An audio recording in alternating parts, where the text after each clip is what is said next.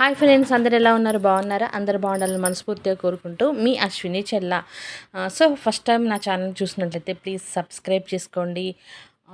ఈ వీడియో నచ్చితే లైక్ చేయండి, షేర్ చేయండి, కామెంట్ చేయండి. సో నీడలో ఉన్నంత కాలం తెలియదు బాధ్యతలు అంటే ఏమిటో అని. చదువు అయిపోయేదాకా తెలియదు సమాజం అంటే ఏమిటో అని. కష్టం వచ్చే వరకు తెలియదు జీవితం అంటే ఏంటో అని. అర్థమైంది కదా?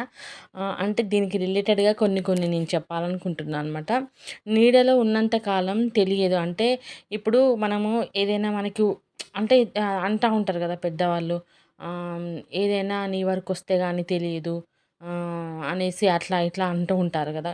నిజమే అది. మనము అంటే మనకది అర్థమవుతుంది. కరెక్టే, అది మనకు తెలుసు. కానీ అయినా కూడా మనము ఇప్పుడు ఒక చెట్టు కింద ఉన్నామనుకోండి, ఒక గొడుగు కింద ఉన్నామనుకోండి, తెలీదన్నట్టు. ఇప్పుడు గొడుగు కింద ఉంటే ఎంత వర్షం పడుతుంది, ఎంత వరద, ఎంత హెవీ ఉంటుందనేది మనకి ఉన్నంత సేపు తెలీదనమాట. అదే ఇప్పుడు మనం నార్మల్‌గా ఇప్పుడు ఒక చెట్టు కింద ఉన్నామనుకోండి, ఎంత వర్షం పడుతుంది ఏంటనేది తెలీదు. ఇప్పుడు అట్లనే సపోజ్ చెప్తున్నా. అంటే ఇది ఓన్లీ జస్ట్ అర్థం అవ్వడానికే. ఇప్పుడు చాలామంది మన ఛానల్ పిల్లలు చూస్తారు, పెద్దవాళ్ళు చూస్తారు. సో పెద్దవాళ్ళకి మాక్సిమం తెలిసే ఉంటుంది. ఇప్పుడు పిల్లలు చూస్తారు కదా, వాళ్ళకి అర్థం కావాలంటే ఇలాంటి చిన్న చిన్న మెథడ్‌లో మనం చెప్పటం అనేది జరుగుతుందనమాట.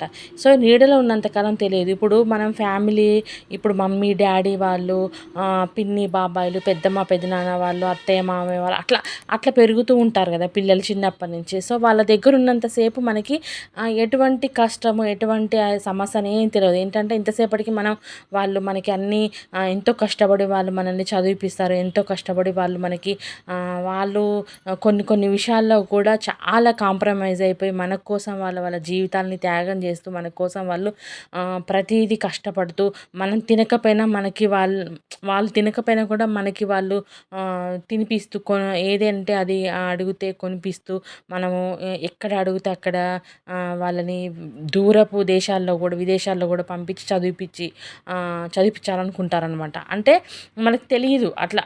మనం ఏంటంటే చేసేస్తారు మమ్మీ అంటే ఇలా చేయాలి, డాడీ అంటే ఇలా చేయాలి, ఇలానే ఉండాలి, పిల్లలు ఇలానే చేయాలని ఒక మైండ్ సెట్‌లో ఉంటామనమాట మనం ఆ స్టేజ్‌లో ఉన్నప్పుడు.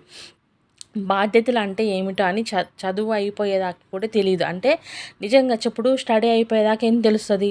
సో మనం అంటే అర్థం చేసుకునే అంత మైండ్ సెట్ మనకుండదు. ఆ స్టేజ్‌లో మనం ఉండవు. మనం ఎంతసేపటికి school, friends, time pass, college, fashion, ఇదే సోషల్ మీడియా, ఇలాంటి మైండ్ సెట్‌లో, ఇలాంటి మెథడ్‌లో ఉంటామనమాట. అప్పుడు మనకు తెలీదు. నిజమే, అది తెలియదు కూడా. చెప్పినా కూడా అర్థం చేసుకునే స్టేజ్‌లో కూడా ఉండరు కొంతమంది. సో తెలీదు. కష్టం వచ్చే వరకు కూడా మనకి సమాజం అంటే ఏంటో తెలియదు. కష్టం వచ్చే వరకు కూడా మనకి తెలియదు జీవితం అంటే ఏంటో. అవును మరి. ఇప్పుడు ఏదన్నా ప్రాబ్లమ్ వస్తేనే కదా మనకు కూడా ఏంటని తెలిసేది.